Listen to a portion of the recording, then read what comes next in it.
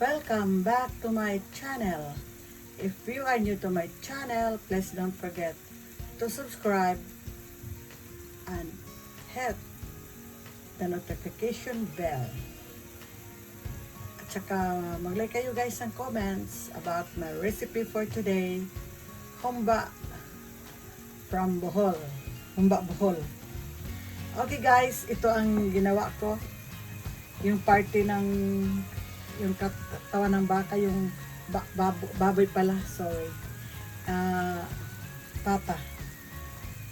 Linagyan ng limoni. Limoni ang linagay namin guys kasi may bisita ako na ayaw kakain ng mayroong vinegar. Gusto namin ng maanghang, so I put some like this one, yung sili na maanghang, bawang, at saka pamintang durog, at saka yung pamintang dahon. Yan guys. Papakuloyin siya, papalambutin. Then i-add natin ang susunod na mga ingredients for my specialty humba from Bohol. Ito na guys. Let's watch until it will be done. Okay, medyo malambot-lambot na ang ang aking ginawa na humbang Anon. Now, dagdagan na natin ng black beans, salted beans. Yan guys. Ito ang secret na sa recipe na ito.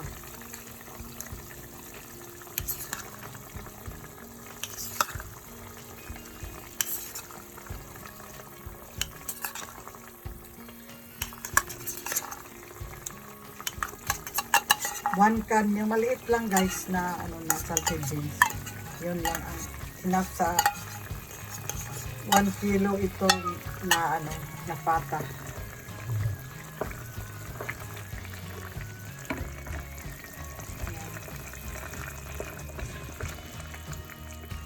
Then hintayin pa natin na yung lalabas na ang sarili niyang mantika, oil para ready to eat na ang humbang Anon.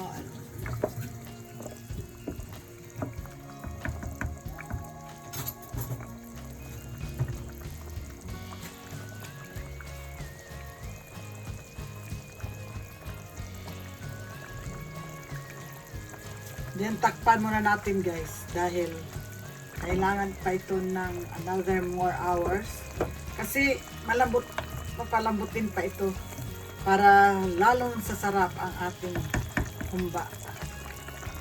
Hindi ko na lang guys sinulat yung yung mga ingredients kasi sinasabi ko naman na black beans, yung dahon ng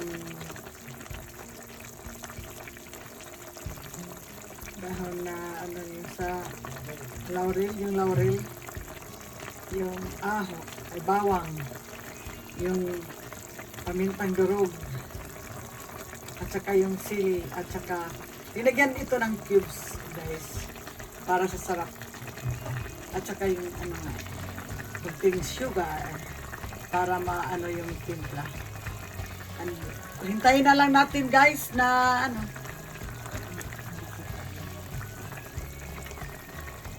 with matching lemony instead of vinegar.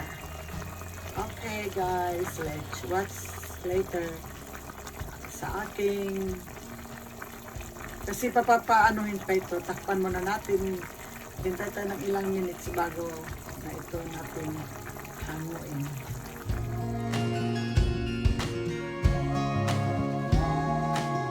This is it, the Humbang Bohol. I already mentioned the ingredients of this recipe, and I hope you will enjoy eating or viewing my video. Alam mo guys, ito ay makakamata. Hope you like it and try it at home. And again, thank you guys for watching my video. Ang aking Humbang buhol.